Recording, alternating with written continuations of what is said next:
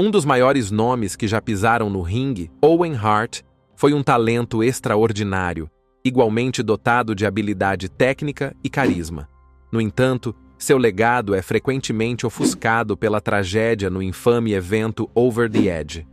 Mas há muito mais na história de Owen do que essa tragédia, algo que exploraremos hoje. Nascido em 5 de maio de 1965, em Calgary, Alberta, Canadá, Owen Hart era o mais novo de 12 filhos de Stu e Helen Hart. Ao crescer na lendária família Hart, Owen foi cercado pelo mundo da luta livre profissional desde cedo. Seu pai, Stu, não apenas dirigia a promoção Stampede Wrestling, sediada em Calgary, mas também era famoso por treinar algumas das maiores estrelas futuras da luta livre no Hart Dungeon. Embora Owen tenha crescido cercado pela luta livre, no início ele tinha pouco interesse em seguir os passos de sua família. Como Martha explicou em seu livro Broken Hearts, Owen fez várias tentativas para encontrar uma carreira lucrativa fora da luta livre. Enquanto seus irmãos mais velhos, incluindo Brett, começaram a treinar e a estabelecer seus nomes no setor, Owen tinha outras aspirações. Ele frequentou a faculdade com planos de se tornar professor. No entanto, o bichinho da luta livre acabou o mordendo, e quando se formou, ele tomou a decisão de seguir a carreira de lutador profissional. Após uma tentativa mal-sucedida de iniciar sua carreira de lutador no Reino Unido, Owen retornou ao Canadá e começou a treinar e lutar na rigorosa promoção Stampede de seu pai, onde rapidamente desenvolveu as habilidades técnicas das quais todos se lembram até hoje. Seu sucesso inicial no Canadá abriu portas internacionalmente, levando Owen a ingressar na New Japan Pro Wrestling, e logo depois, ele se tornou o primeiro lutador não japonês a vencer o IWGP Junior Heavyweight Championship. Seu sucesso no Japão provou que ele tinha potencial para ser uma estrela global, e não demorou muito para que a WWE o chamasse em 1988. Naquela época, Bret Hart já estava estabelecido na WWE, mas a empresa optou por não apresentar Owen como o irmão mais novo de Bret. Em vez disso, Owen estreou com a máscara de The Blue Blazer. Embora esse gimmick de super-herói voador tivesse muito potencial, ele não conseguiu se conectar durante aquela era, e como resultado, Owen permaneceu no mid-card. Depois de perder um combate Mask vs Mask, ele deixou a WWE, mas retornou no início dos anos 1990. Foi somente nessa segunda temporada que Hart começou a realmente deixar sua marca na empresa. Dessa vez, Owen lutou com seu próprio nome e se aliou a seu irmão Bret. Naquela época, Bret já estava subindo na hierarquia e lentamente se tornando uma das estrelas mais populares, de modo que essa parceria deu a Owen exposição suficiente. No entanto, apesar do sucesso como equipe, ficou claro, tanto na tela quanto nos bastidores, que Owen era frequentemente visto como o irmão mais novo de Bret, e não como uma estrela por si só. A empresa viu isso como uma grande oportunidade de criar uma grande rivalidade entre irmãos. Depois de cerca de 1 ano em que os irmãos Hart trabalharam juntos, a WWE começou a plantar sutilmente as sementes da tensão em 1993. O enredo era simples. O irmão mais novo e menos realizado sentia inveja do irmão mais velho e mais bem-sucedido.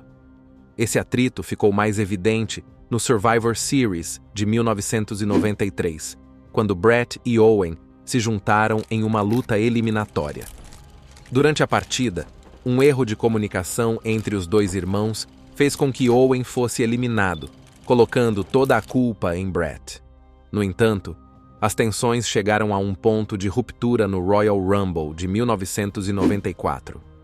Depois de perder uma partida de tag team, Owen finalmente atacou seu irmão ferido, e como Bret era incrivelmente popular e amado como babyface, esse ataque instantaneamente transformou Owen em um heel muito desprezado.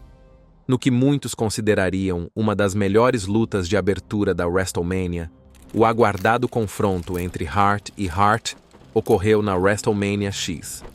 A atmosfera era elétrica, e a luta provou que Owen era igual a Bret no ringue, e surpreendentemente, o Hart mais jovem saiu vitorioso no final.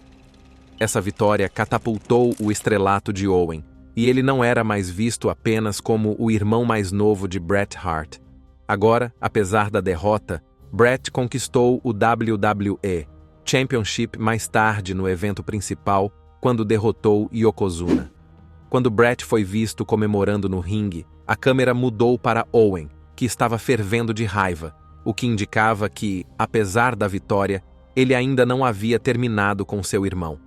Como The Hitman era o atual campeão da WWE, era apenas uma questão de tempo, até que ele colocasse o título em jogo contra Owen no SummerSlam de 1994.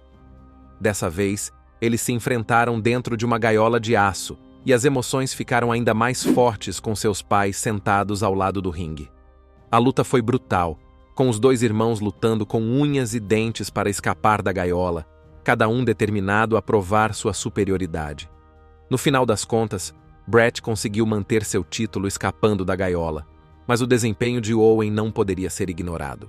Após o SummerSlam, Owen continuou a aproveitar o momento e finalmente alcançou seu momento de estrela ao vencer o King of the Ring de 1994. E Owen até começou a se referir a si mesmo como King of Hearts. A vitória de Owen no King of the Ring permitiu que ele se portasse com ainda mais arrogância na tela. Mas, nos bastidores, ele era conhecido por ser tudo, menos o vilão. Na vida real, Owen tinha a reputação de ser um brincalhão na WWE. Não há dúvida de que a vida na estrada pode ser exaustiva. Por isso, os lutadores costumam aliviar o estresse pregando peças uns nos outros. Mas ninguém superava as travessuras malucas de Owen. Certa vez, ele fez amizade com dois policiais apenas para que eles fingissem prender Lex Luger. Agora, nem mesmo seu pai, Stu, escapa de suas travessuras. Certa vez, Owen ligou para ele fingindo ser um velho amigo, provocando-o até que Stu estivesse quase pronto para uma luta. Em outra ocasião, ele fez uma brincadeira com seu pai fingindo ser seu filho ilegítimo e exigiu dinheiro. As pegadinhas de Owen não se limitavam aos bastidores. Ele as levava direto para o ringue. Em uma ocasião, durante uma luta de house show com seu irmão Bret, Owen secretamente enfiou sardinhas na boca de Bret no meio da luta. Em outra ocasião, antes de uma entrevista, Owen despejou 1 litro inteiro de Coca-Cola nas calças de Michael Cole. Mas a brincadeira mais ousada de Owen pode ter sido direcionada ao próprio chefe. Em 1995, pouco antes de um PPV In Your House, um caminhão cheio de porcos estava programado para um segmento com Triple H e Henry Godwinn. Owen, no entanto, decidiu fazer com que os animais fossem entregues diretamente no escritório de Vince McMahon. Embora essa brincadeira arriscada quase o tenha feito ser demitido, o charme de Owen o manteve seguro na empresa. Enquanto isso, em 1997, Owen entrou para a renovada Hart Foundation e uniu forças com Bret Hart, Jim Neidhart, The British Bulldog e Brian Pillman. Como parte da facção, Owen conquistou vários campeonatos, incluindo o Intercontinental e o de equipes. No entanto, a fase dominante da Hart Foundation foi abruptamente interrompida pelos eventos do Montreal Screwjob no Survivor Series 1997. Depois que Bret cuspiu no rosto de McMahon na televisão ao vivo, e depois o atacou nos bastidores, deixando-o com um olho roxo na mesma noite, McMahon desenvolveu um profundo ressentimento contra toda a família Hart. Ele procurou vingar a humilhação que sofreu, atormentando os membros da família e usando seus contratos como vantagem. Após a partida de Bret para a WCW, os membros leais da família, Jim Neidhart e The British Bulldog, além de Owen, pediram demissão da WWE. No entanto, McMahon tinha planos diferentes. Davey Boy Smith foi forçado a comprar seu próprio contrato por um alto valor de 100 armilhas, enquanto Neidhart enfrentou uma humilhação pública quando a D-Generation X lhe ofereceu um lugar na equipe, mas acabou revelando que se tratava de uma piada cruel. Como resultado, muitos começaram a se preocupar com o futuro de Owen na empresa. Em meio a todo o caos, Owen teve um breve hiato, mas, menos de um mês após o Montreal Screwjob, ele estava de volta à WWE, no In Your House, de Generation X, logo após o WWE Champion Shawn Michaels derrotar Ken Shamrock. Owen invadiu o ringue e começou a atacar The Heartbreak Kid. Os gritos de Owen ecoaram por toda a arena enquanto os fãs aplaudiam a emboscada. Claramente, Owen era agora o novo favorito dos fãs, e o recém-retornado Hart assumiu o apelido de The Black Heart. E nas semanas seguintes, Owen pulou as grades e atacou Michaels repetidas vezes. Owen então desafiou Michaels pelo título mundial no último Raw de 1997 e venceu a luta por desqualificação quando Triple H e Chyna intervieram. Agora, o que quer que a empresa estivesse tentando construir em torno de Owen tinha dinheiro escrito por toda parte, pois ele estava pronto para buscar vingança por seu irmão. Mas, de repente, esse ângulo quente fracassou sem motivo aparente. De acordo com Jim Cornette, foi prometido a Owen uma participação no evento principal, bem como a conquista do título mundial, mas Michaels se recusou a deixar o título. Além disso, havia uma tensão genuína entre Owen e Michaels, pois o ressentimento de Owen em relação a Michaels era tanto pessoal quanto profissional. Com o abandono abrupto da história contra Shawn Michaels, Owen foi adicionado à The Nation of Domination, liderada por Farouk, e com as estrelas Mark Henry, The Rock, D'Lo Brown e Kama Mustafa. Owen se encaixava de forma incomum na stable, pois era um canadense branco entre membros predominantemente negros. No final, a adição de Owen à The Nation of Domination pareceu uma fase em que a WWE não sabia o que fazer com ele. Essa falta de direção ficou ainda mais evidente quando os valores de Owen entraram em conflito com o início da Attitude Era no final dos anos 90. Todos sabem como a programação se transformou em uma mistura de histórias ousadas e conteúdo provocativo. Owen, no entanto, não se sentia confortável com a direção da WWE naquela época. Uma história em particular, que o teria visto envolvido em um caso na tela com Debra, a esposa do então aliado Jeff Jarrett. Segundo consta, Owen ficou chocado com esse ângulo e imediatamente recusou a ideia. Como um homem de família dedicado, ele era comprometido com sua esposa, Martha, e seus filhos. Sua dedicação à família ficou evidente já no final dos anos 80, quando ele recusou uma oferta da WCW, simplesmente porque não queria se mudar para Atlanta com sua família. Ele não queria participar de nenhuma história que comprometesse seus valores ou refletisse mal em sua família. Como resultado, a gerência da WWE decidiu trazer de volta o antigo gimmick Blue Blazer de Owen, que o King of Heart havia usado durante sua primeira passagem pela empresa. Depois de uma luta em que Owen acidentalmente machucou Dan Severn, ele deixou a WWF de forma dramática, apenas para que o Blue Blazer reaparecesse repentinamente, negando veementemente que fosse Owen Hart, apesar de estar claro para todos quem estava sob a máscara. Seu personagem era o de um rebelde arrogante e exagerado, que desdenhava da Attitude Era. Por fim, o Blue Blazer foi escalado para desafiar The Godfather pelo campeonato intercontinental no pay-per-view Over the Edge, em 1999, e o plano incluía uma entrada elaborada e teatral, com Owen descendo das vigas da arena. A façanha não era sem precedentes. A WCW havia usado entradas semelhantes com arame alto para Sting, que fazia rapel das vigas durante sua entrada.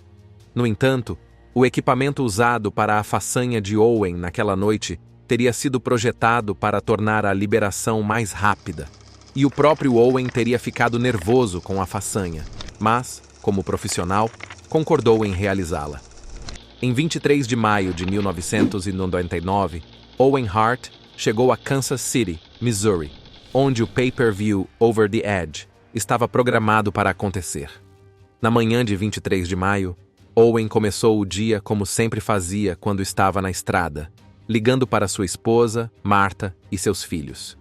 Tendo acabado de completar 34 anos algumas semanas antes, Owen já estava pensando em se aposentar em alguns meses para se concentrar em passar mais tempo com sua família. Depois de sua ligação, Owen se preparou para ir à Kemper Arena para se reunir com os oficiais da WWE e outros lutadores. O sistema de arnês que Owen estava programado para usar havia sido modificado com um mecanismo de liberação rápida, permitindo uma descida rápida ao ringue. Apesar de ter completado com sucesso um treino por volta das 14h30, Owen ainda estava nervoso com a acrobacia, pois o brincalhão jovial que tinha o dom de fazer todos rirem nos bastidores não conseguia se livrar do mal-estar que se instalava em seu estômago. Às 18 horas, os lutadores e a equipe estavam fazendo os últimos preparativos para o show. Enquanto os fãs entravam na Kemper Arena, Owen, como muitos de seus colegas, passava um tempo nos bastidores e discutia o show que estava por vir. O pay-per-view Over the Edge começou oficialmente por volta das 19 horas e Owen estava escalado para uma luta no meio do show contra The Godfather. Por volta das 19h50, Owen foi elevado acima da arena. No entanto, enquanto Owen aguardava sua deixa, algo deu tragicamente errado. Aproximadamente às 19h55, o mecanismo de liberação rápida do arnês de Owen se desengatou prematuramente, fazendo com que ele despencasse das vigas. A queda aconteceu em questão de segundos, o que provavelmente não deu a Owen tempo para reagir ou se ajustar. Caindo de uma altura assustadora de 24 metros, Owen aterrissou com o peito na corda superior antes de cair no ringue. A força do impacto causou lesões internas catastróficas. Embora o momento não tenha sido capturado para o público em casa, milhares de pessoas que estavam presentes viram isso acontecer diante de seus próprios olhos. O pessoal do ringue, os árbitros e os paramédicos correram para o lado de Owen, e a WWE continuou a transmissão ao vivo, exibindo pacotes de vídeo pré-gravados e outros segmentos de preenchimento. Percebendo a gravidade da situação, Owen foi rapidamente transportado do ringue para uma ambulância próxima e levado às pressas para o Truman Medical Center. Mas enquanto o King of Hearts lutava por sua vida, o resto da equipe da WWE continuou com o pay-per-view. As emoções estavam à flor da pele, tanto nos bastidores quanto no ringue. Durante uma entrevista nos bastidores, Debra não conseguiu conter as lágrimas, e Jeff Jarrett continuou de onde ela havia parado. No entanto, ele não conseguiu terminar a entrevista sozinho. Enquanto isso, de volta ao hospital, as tentativas de reanimá-lo não tiveram sucesso, e Owen Hart foi declarado morto às 20h25, aproximadamente 33 minutos após a queda. Um paramédico que chegou ao local momentos após a queda de Owen relatou que Owen havia sofrido um grave traumatismo craniano. Além disso, a queda teria causado uma fratura no pescoço, o que provavelmente foi a causa de sua morte. Quando a trágica notícia chegou aos bastidores, um silêncio pesado caiu sobre o vestiário. Os lutadores e a equipe se esforçaram para processar o que havia acabado de acontecer. Por volta das 21h15, Jim Ross fez o anúncio desolador para o público que estava assistindo ao show de que Owen Hart havia falecido em decorrência de seus ferimentos. No entanto, o público presente ao vivo nunca foi informado de que Owen havia falecido. O então executivo Bruce Pritchard observou que a única razão pela qual a notícia não foi anunciada aos fãs na arena foi o fato de McMahon não acreditar que era a coisa certa a fazer. Dada a gravidade da situação, muitos acreditam que a WWE deveria ter encerrado o evento em respeito a Owen e aos que estavam de luto por ele. Mas Vince McMahon insistiu que o show deveria continuar, e assim foi, com várias outras lutas acontecendo. De forma assustadora, o próprio ringue apresentava evidências da queda de Owen, com a seção onde ele havia caído visivelmente dobrada e danificada. O evento principal entre Stone Cold Steve Austin e The Undertaker continuou como planejado, com The Undertaker derrotando Austin para se tornar campeão da WWE, e, embora, para muitos, a vitória tenha sido vazia. Anos depois, até mesmo The Undertaker revelou o impacto emocional daquela noite, descrevendo-a como um dos dias mais difíceis que ele já havia vivido em sua vida. A decisão de continuar o evento foi recebida com indignação pela família de Owen, que considerou a atitude profundamente desrespeitosa. Em uma entrevista, Bret Hart expressou sua raiva dizendo: "Se Shane McMahon tivesse caído do teto, não acho que Vince o teria tirado do tapete e preparado a próxima luta." Ele acrescentou ainda que os lutadores foram obrigados a passar pelo corpo de Owen para se dirigirem ao ringue. Vince McMahon então respondeu às críticas, afirmando: "Naturalmente, Bret vai se sentir como um irmão deveria se sentir. Ele tinha todo o direito de dizer algo negativo sobre nossa empresa. Se fosse eu, não apenas meu filho, se fosse eu que tivesse se esparramado no tapete, como Bret disse, eu gostaria que o show continuasse." A viúva de Owen, Martha, também criticou a decisão e afirmou que a arena deveria ter sido imediatamente tratada como uma cena de crime. Imediatamente após o pay-per-view, a WWE realizou uma coletiva de imprensa na qual Vince McMahon, juntamente com outros representantes da WWE, falou à mídia. Com um tom sombrio, ele disse o seguinte: "Nós da World Wrestling Federation estamos tristes com o trágico acidente que ocorreu aqui esta noite. Enviamos nossas condolências e solidariedade à família de Owen Hart, sua esposa, Martha, e seus 2 filhos muito jovens. Não temos nenhuma resposta sobre o motivo pelo qual isso aconteceu. Há uma investigação em andamento", disse McMahon.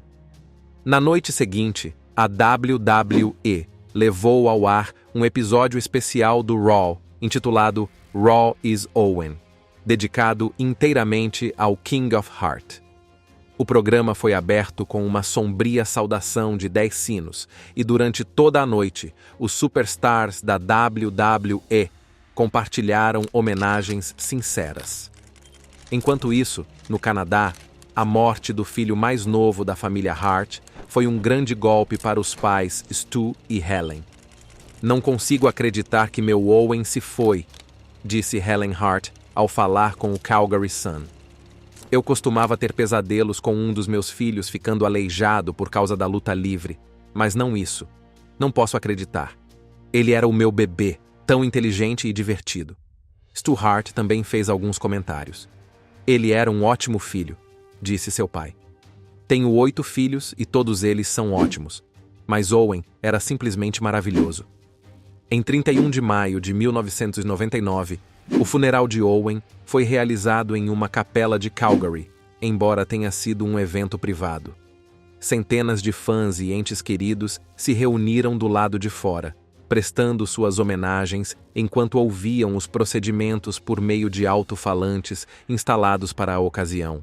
Muitos lutadores da WWE e da WCW também participaram da cerimônia.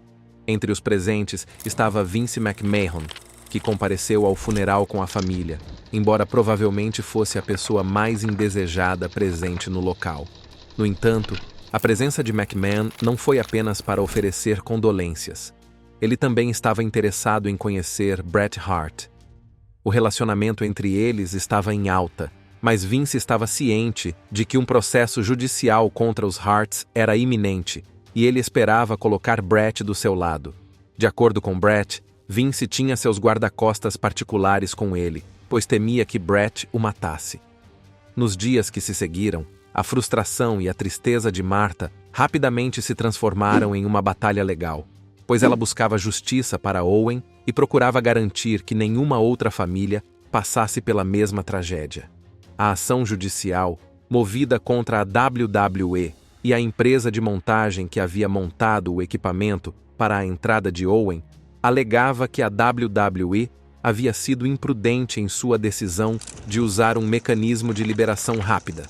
Inicialmente, a WWE negou a responsabilidade, insistindo que havia tomado todas as precauções necessárias para a acrobacia e que o acidente havia sido apenas uma tragédia. Depois de uma longa batalha judicial, a WWE acabou fazendo um acordo com Martha Hart no valor de $18 milhões em novembro de 2000. Embora o processo tenha sido resolvido, as críticas que a WWE recebeu nunca desapareceram. Alguns especularam que a morte de Owen não foi um acidente, sugerindo que houve crime. Na época, até mesmo Bret Hart parecia compartilhar desses sentimentos.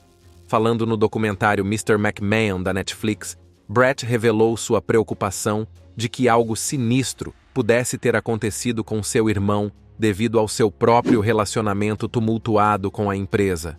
Foi realmente muito difícil para mim aceitar naquela época, porque eu ficava pensando que talvez eles o tivessem assassinado para se vingar de mim. No entanto, foi o fato de ouvir um policial de Kansas City que finalmente permitiu que Bret acreditasse que a morte de seu irmão havia sido apenas um trágico acidente. Já se passaram mais de 25 anos desde a trágica morte de Owen Hart, mas ele raramente é mencionado na WWE. Ela nunca perdoou a WWE pelas decisões que levaram à morte de seu marido e tomou medidas deliberadas para impedir que a WWE lucrasse com o legado de Owen. Isso inclui sua recusa em permitir que a WWE insira Owen no Hall of Fame da WWE. Em vez disso, Martha optou por honrar a memória de Owen, criando a Owen Hart Foundation, uma organização beneficente dedicada à educação, moradia e ajuda aos necessitados. Embora sua vida e carreira tenham sido interrompidas cedo demais por uma tragédia sem sentido, o legado de Owen sempre permanecerá como um dos maiores lutadores técnicos de todos os tempos. Deixe-nos saber sua opinião na seção de comentários e antes de ir embora, não se esqueça de curtir este vídeo e se inscrever no Ring Rivals para não perder os próximos.